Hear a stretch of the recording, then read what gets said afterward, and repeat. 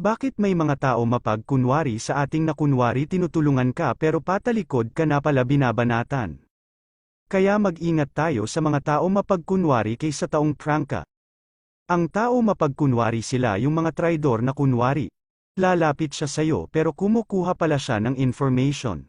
sa buhay mo para may gagamitin laban sa'yo na kung nakuha na niya lahat sa'yo at wala na siyang mapigayong ang gagamitin niya para ikaw masiraan sa mga mata ng tao kaya wag basta-basta magtiwala sa mga tao mapagkunwari mas mabuti pakiramdaman mo din siya para sa bandang huli hindi ka malinglang dahil karamihan na ganon na mga tao ngayon na akala mo super bait niya pero minamarket ka pa sa iba yung mga tao mapagkunwari kaya wag basta-basta maniwala sa mga matatamis na salita.